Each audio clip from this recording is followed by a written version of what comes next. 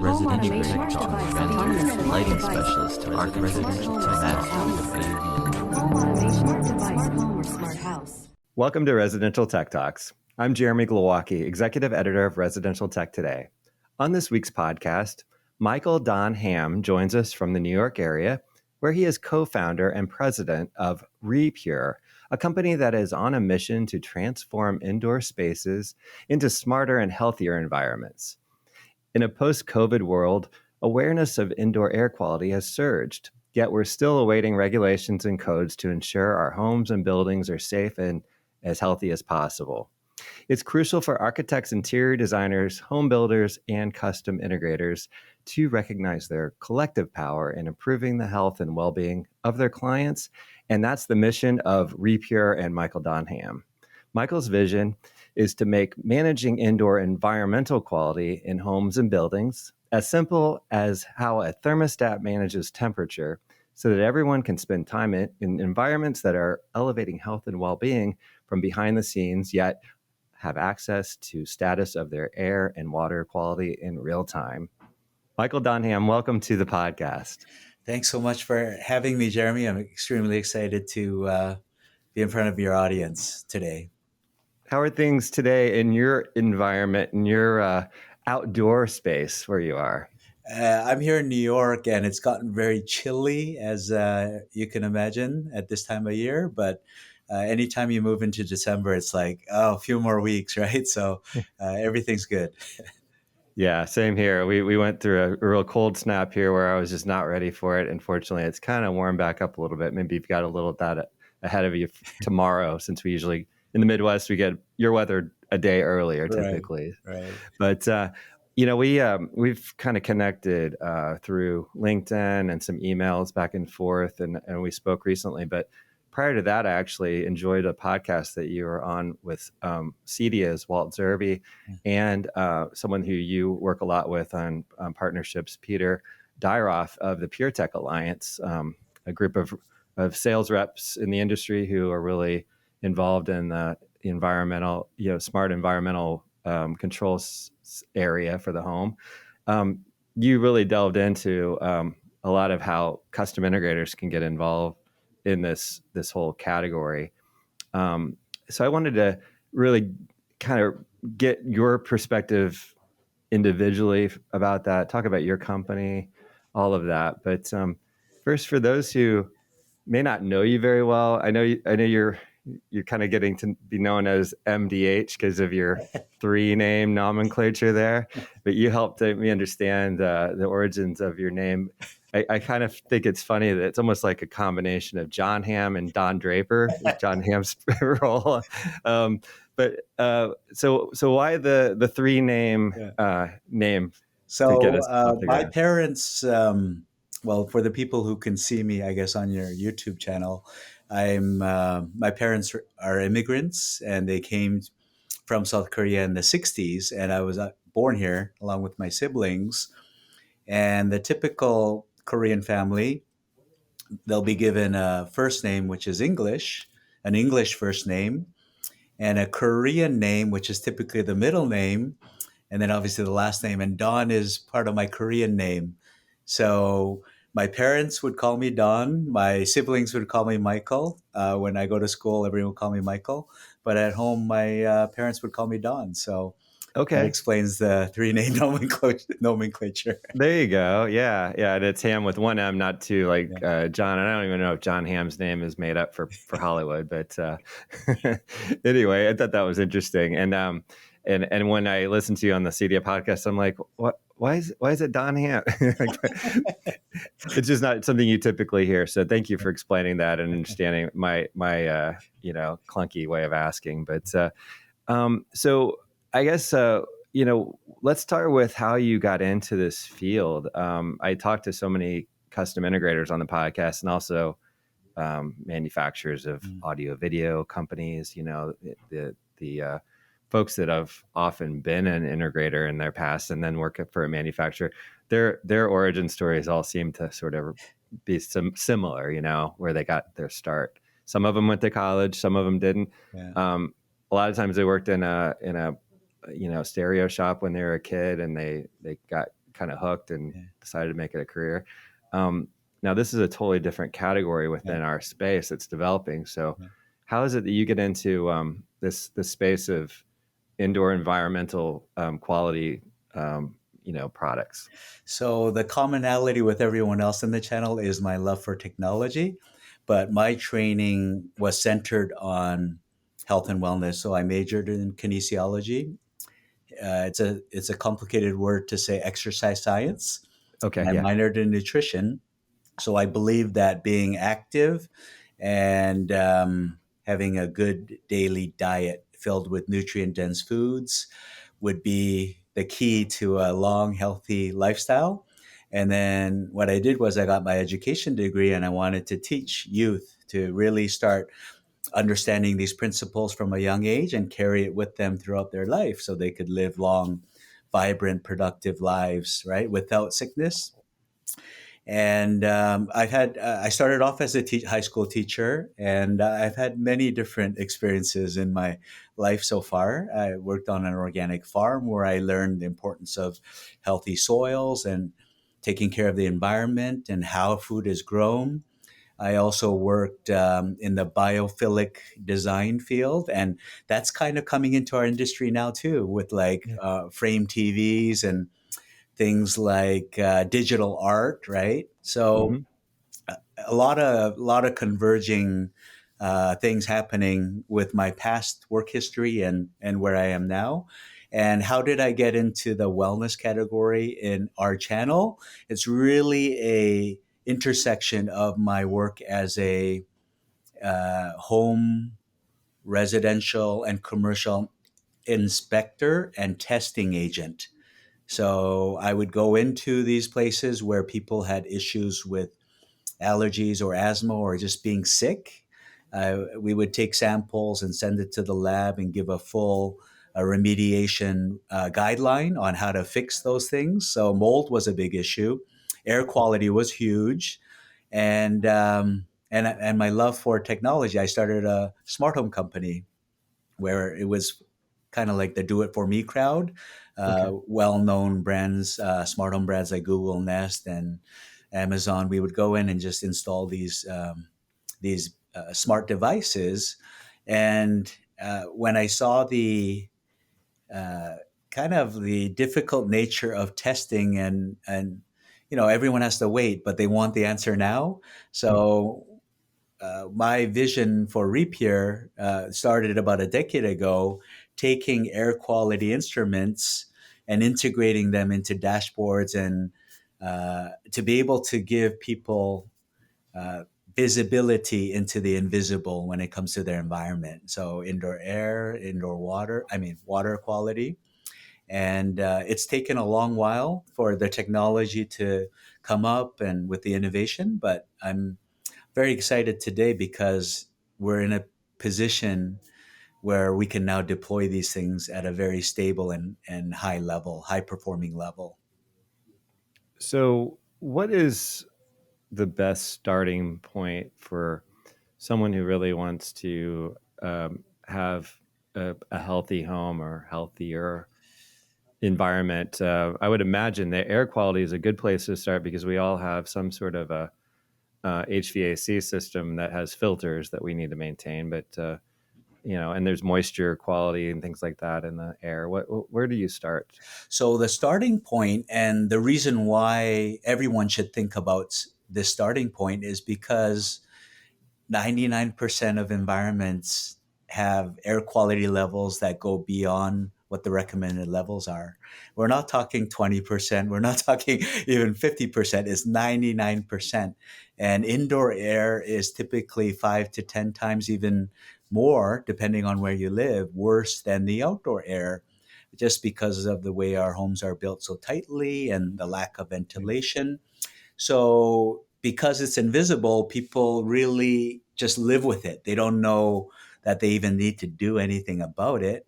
So the first step and the starting point for everybody should be putting a monitor in, because there's a saying in our industry, you cannot manage what you cannot measure. Mm-hmm. So measurement tools, monitors are really the first thing. We always educate our partners. If someone is like, they're not really into it, you bring up air quality, water quality to them, and they're like, do I really need that? I'm fine. I'm healthy. The best thing you can do is say, hey, this is a low cost device. Let's just get it in here. And after a month or a few weeks, we'll see, and you'll be able to see the visible. We turn the invisible into the visible, and then from there, when there's awareness, then it'll say, "Oh, your humidity levels are way too low. You're more susceptible to infections when the mucous membranes dry out because of humidity below 40-30%. It's actually going to have a heavy impact on how much you can fight off infections and viruses and bacteria, things like that. So, and then not only humidity levels, particulate levels, you have volatile organic chemicals. Like, no one knows what's off gassing from the mattress, from the couch, from the paints. But when you have a monitor, you'll get a sense of what the condition of your home or office is in terms of air quality. And we have a writer for us who has been a Crestron programmer, worked for an integrator. He's retired from the industry now, but he likes to still experiment and play with new products that come along, and writes reviews for us, Jay Basson. And he does a lot on indoor air quality and sensors. So we've written a lot about it, and I don't have the names in front of me, but it seems like there are a lot of very affordable sensor products that are out there, and ones that work very well. What can you give us an idea of how many options there might be for that, or if you've got best recommendations for that? Sure. So, just like with anything in our industry, you have varied price levels and quality levels. So, anyone can go to Amazon. Even IKEA sells air quality monitors, and you can get them for under $100, right? But I would caution. I mean, those are all better things that it's better than not having it, but you're going to suffer in terms of accuracy and longevity, right? When you go into more consumer grade, some more with certifications, you get into the 250 to about 450 range. And those are more typical of something that's a little more reliable. The trends on there are more accurate. You're not getting research grade pinpoint accuracy, but it will give you a good insight into what your air quality is. And what I'm most excited about in the next 2 year or 2-3 years is these expensive research grade sensors that have been like typically thousands of dollars. We're going to start to see them becoming available at the sub 1,000 level, much more accurate than even the sensors I talked about previously in the 250 to 450 range. So it's an exciting time as innovation continues to happen. Okay, so I guess we could go different directions here, but to stick with the air quality topic, because we'll go into water and light and sense, another one that you mentioned. But sticking with air quality, obviously there are certain things that can affect the ebb and flow of air quality. With cooking is one that I always hear about that can create, I guess, toxins in the air. I don't know if that'd be the right terminology, but things that are unhealthy because I guess you burn something or your oven's not cleaned out. I'm assuming, but then so it becomes about ventilation. I would guess the next step is how do you take care of these things? But if you have like a common, your sensor's picking up something that's just constantly there, then you need to pinpoint what the source is, and then how do you sort that out, like from a technical standpoint? So you're exactly right, Jeremy. When you cook, it creates an environment that's akin to the most polluted city in the world. Studies have shown that when you cook for about 30 minutes to an hour after, depending on your ventilation, it really is equal or worse than the worst polluted city in the world. So it's something to pay attention to. It's why it's imperative when you're cooking to put on the vent hood range hood, so that a lot of that pollution will get sucked and sent out. But even with that, a lot of it is going to come in, and the sensors pick it up. So you will, I know exactly when my wife is cooking because I see these things going up on my app, right? Okay. But how do you minimize the damage of these pollutants, carcinogens? Anytime you have combustion going on, you're causing the production of aerosols, pollutants, carcinogenic materials that, when breathed in over a long period of time, it's going to have a long-term health impact. So the thing that I would like everyone in the audience to understand, as integrators, we can take the monitors, connect them to the controls, and then we have hardware solutions at the endpoints, and these can all work in concert with each other, so that when the air quality, whether it's particulates, VOCs, or CO2, when they go from the green zone to the yellow, it can automatically trigger the hardware solution to activate and bring it back into the green zone much quicker than if none of these pieces were available. So that's the opportunity that our channel has of making homes healthier across the country. And so there are small ventilation tools, fans that you can buy that are filtered that you can just have in a room that, depending, they're not going to necessarily be the best looking piece of technology because they're stuck in the middle of the room. It's another object that maybe you don't want in an elegant home, but that's one thing that could be triggered, I assume. Yeah. But then what is the more elegant solution? How do you integrate that in? Is it something to do with the HVAC system, or is it a separate piece? So you're talking about form and function. You're absolutely right. A lot of our typical clients, for our partners, they don't want to see anything in the middle of the room, especially if it's not like an art piece, right? So Mm-hmm. there aren't many air purifier art pieces out there, but they are important because they are on 24/7. And when the whole house systems, which are actually cut into the duct system, those are typically not running 24/7, even though it's possible you can set it up to run 24/7. And those whole house systems will do all the heavy lifting. So in terms of function, there's nothing better to address your air quality levels or quality than putting in a whole house system. It will do all the heavy lifting. It acts as a one giant air purifier, right?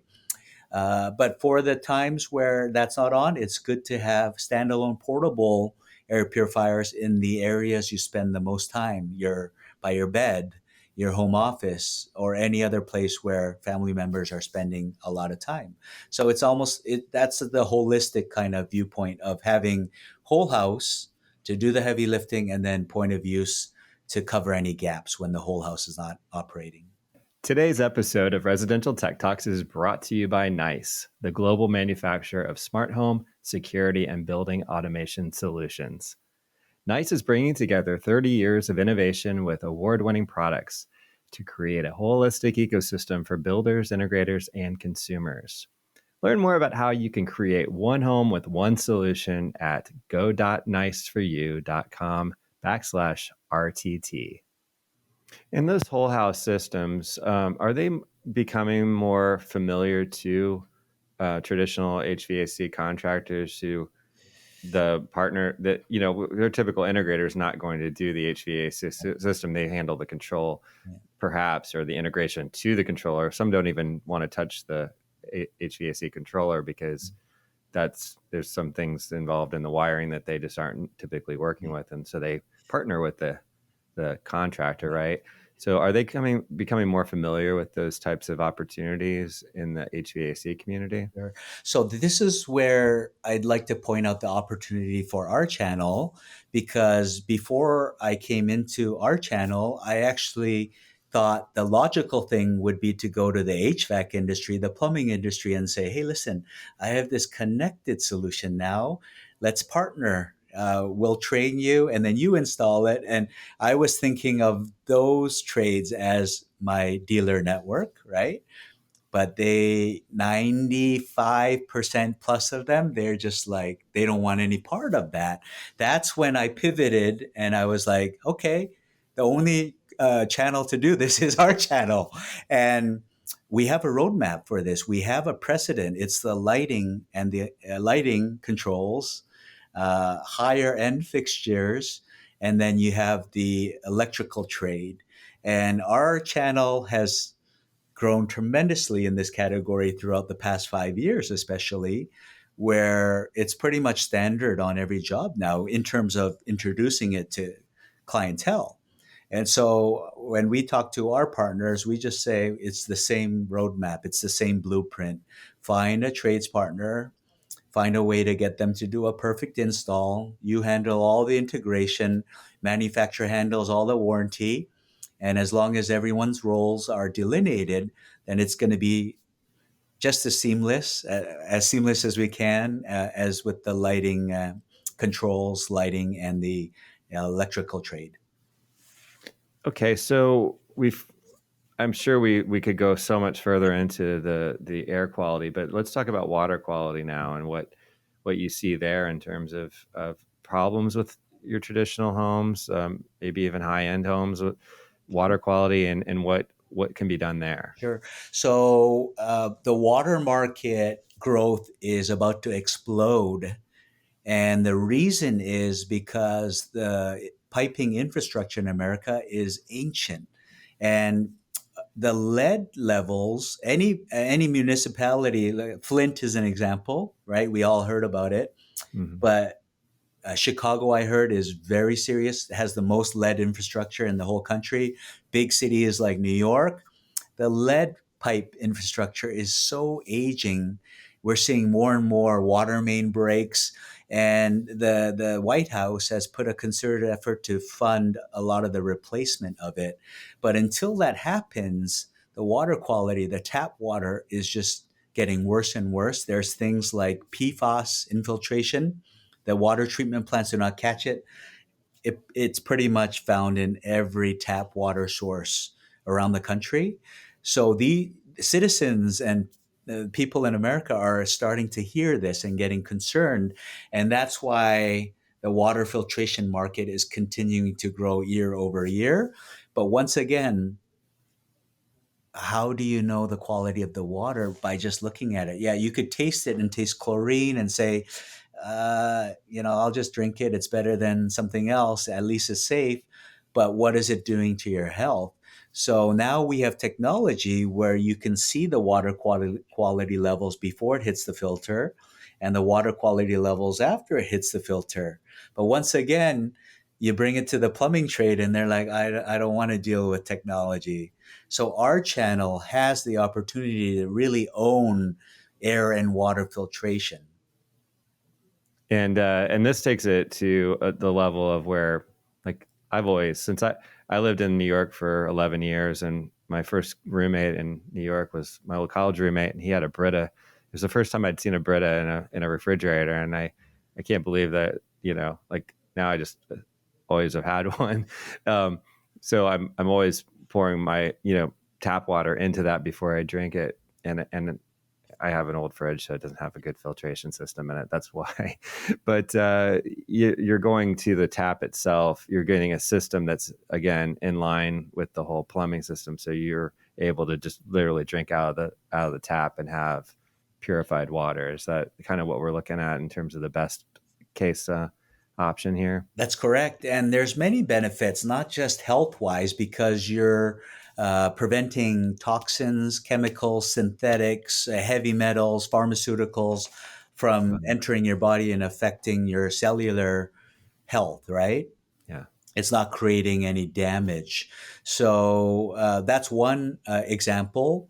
But for example, like we're about to do a hotel project, and they have bottled water there every day for their guests. And we did a calculation of the cost of the bottled water versus putting in a system and using tap water, which is pennies. Uh, you know, it's the cost of the water is pennies on the dollar compared to bottled water. So the return on investment is a few months. It's like half the year.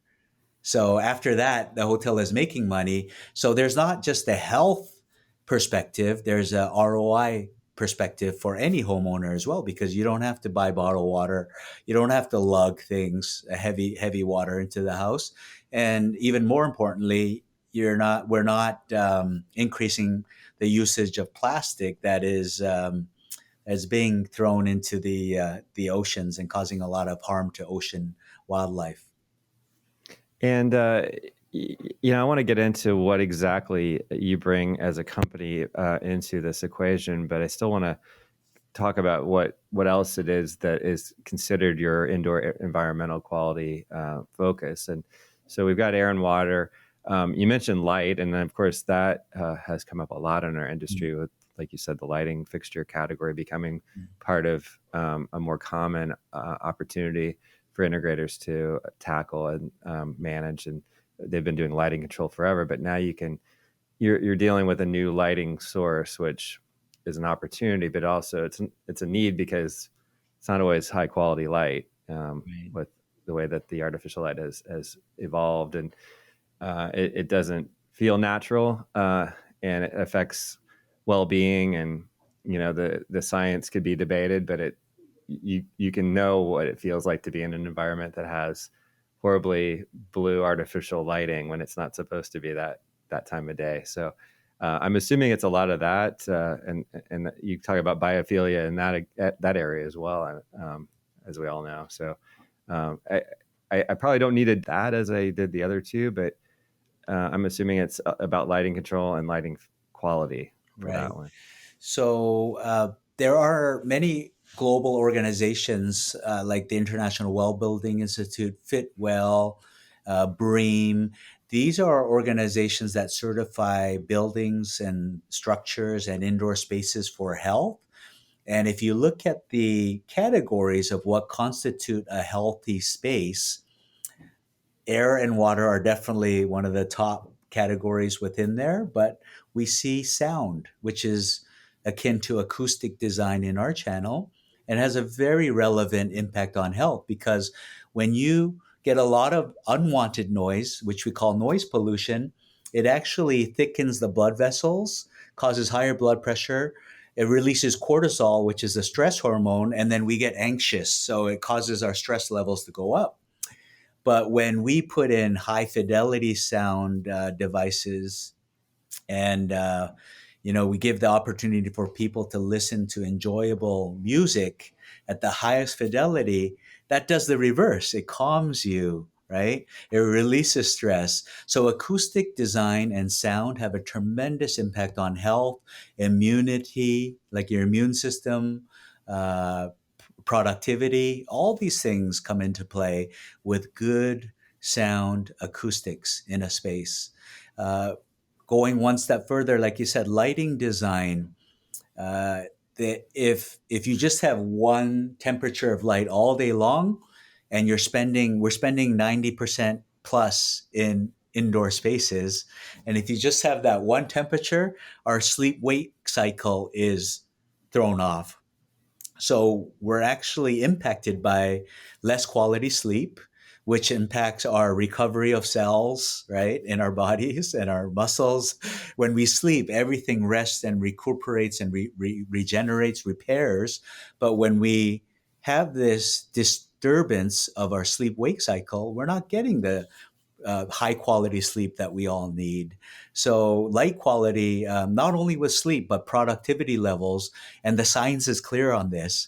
So if you go to a lot of the medical research, it's pretty night and day now. It's not very controversial at all. So I know people in our channel are somewhat hesitant to say to clients, circadian lighting, this is good for your health. But you don't need to do that. You just need to show them these studies from reputable research institutes like Ivy League schools. You just have to show them these things. You don't have to claim anything. You just show what the research shows. But there's a clear link between quality of artificial light and productivity and health.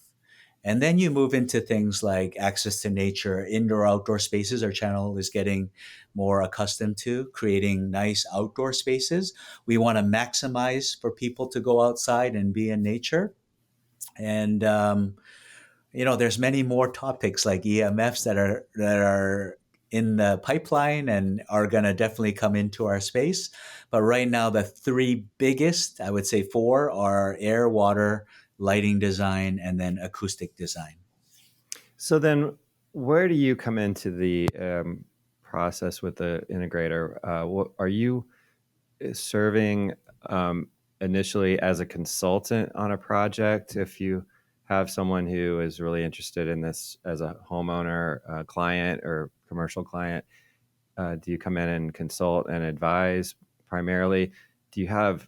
Is it your sort of controller, your software that there's something that is actually integrated into the project itself, products, hardware? Tell me what all that would entail for an So integrator. yeah, we have a full integrated air and water solution operating system that also is integrated with Crestron Home, soon to be Control 4. And eventually, the plan is to allow our healthy home operating system to integrate with all platforms out there. So especially important to our channel because everyone's working on a different platform, right? And so we want eventual plan is to be integrated into all of them. But you're right. For our early adopters, we don't really need to do a lot of consulting because they're already well versed in the language of air, water, wellness. They're very knowledgeable on how to present it to their clients, and it's just about deploying our solutions. So very minimal support there other than design of air and water systems. So we have intake forms, and if a partner fills out the basic information on a home, we will actually design and quote out a whole house air and water system. And that helps dealers a lot take that first step. And then furthermore, until they feel comfortable speaking the language, we we get a lot of requests to jump on calls with the client, with the builder, with the architect, and through that process, the partner, the dealer, gets to kind of learn and shadow through the shadowing. To the point where after three or four of these, they're feeling much more comfortable doing it on their own.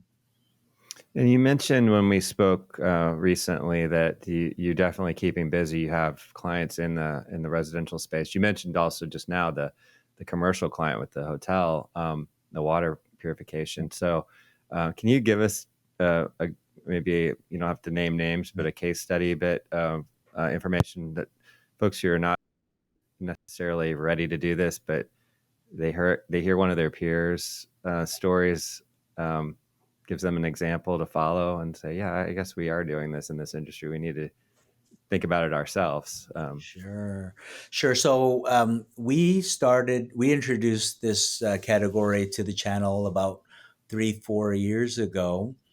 And you would think that with COVID, activity would have skyrocketed.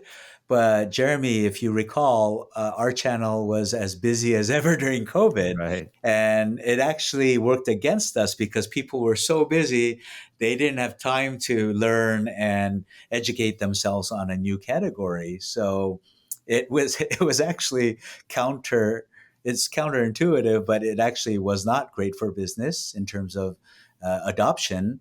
But now that things have settled a little and the economy is somewhat on a downtrend, we're getting a lot of interest. We're reaching 50 jobs in the pipeline now. Probably by next month we'll be close to 50, which may not seem like a lot, but for our category, I don't think there's ever been a time where it's been this active. And then the major markets where people care about health, like in California, on the East Coast, Northeast, Miami area, those are very, and the Midwest in Colorado and Texas, those are very active areas. And I think the rest of the country will start picking up, especially with the continued emergence of wildfires and a lot of climate events that affect air quality. People are just becoming more cognizant. So if we continue to train our dealer partners where they can open up the topic and conversation, we're seeing a very promising trend that people are showing a lot of interest. Is there a specific case study? Again, not to out a client because they might privacy with this, but some superstar integrator that you're working with that just is doing it really well, that you could say this is the type of project that we either are speccing right now or accomplished already? Yeah. Since we just did a launch at CEDIA this September, so we are working with top integrators in several markets. And what we're doing to start off is outfitting their showrooms and Okay. some of their homes. They want to experience it for themselves. And they know that with other things, when the way they have it set up at home, it's a lot more powerful when you present it to the client. So we really like this pattern. Because first and foremost, we want to make sure our dealer network, everyone, their families are breathing clean air and clean water as well. And the benefit from that is not only the peace of mind for the partner, but now they don't need a testimonial. They just need to give their own story. So that's the exciting stuff that's going on. But beyond that, some of our partners we're already doing projects for their clients, like a large home in Beverly Hills. This project is very exciting for us that we're working on right now, 15,000 square feet. There's a condo project in Florida, in Boca Raton, and I believe there's about 60 units. But now our integrator partner is pretty much going from unit to unit and pitching air and water quality solutions and starting to close on a lot of these apartments that they're actually pitching to. So a lot of great case studies that eventually you will start to see in social media and in print. So very excited to show those case examples. That's great. And just to touch on something I mentioned early in the conversation, Peter Dyroff and the Pure Tech Alliance. How important is that alliance of reps, independent reps, to your activities and efforts? I'm very thankful to Peter, Seth, Dave, everyone related with the Pure Tech Alliance, because 3 years ago they had our visions aligned. I felt that the CI channel was the one that's going to really take Healthy Home to the next level, especially starting in the luxury residential market and then filtering it down to the mid market. And then the Pure Tech Alliance, along with that same vision, really brought us together. And as I mentioned before, COVID didn't go the way we thought it would, but now we're in a position where we can really make that impact. And they're working hard to get the message out too. And where I get a lot of confidence is these are the folks that were at the cusp of when lighting started, right? Where lighting control started, where motorized shades started.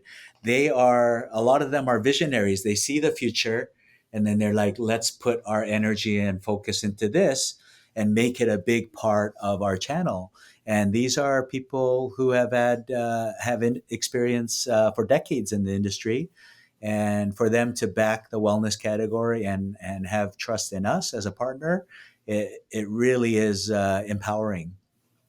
Well, that's great. And I'll echo something that Walt Zerby said on the CEDIA podcast, which was some convoluted thing about the legs of the stool that I won't get into his metaphor, but I do agree that lighting is really the most important category for the industry to embrace. And so many people have already been doing this, maybe even for 10 years, but some more recently, and others who haven't even gotten into it. And there's that opportunity out there.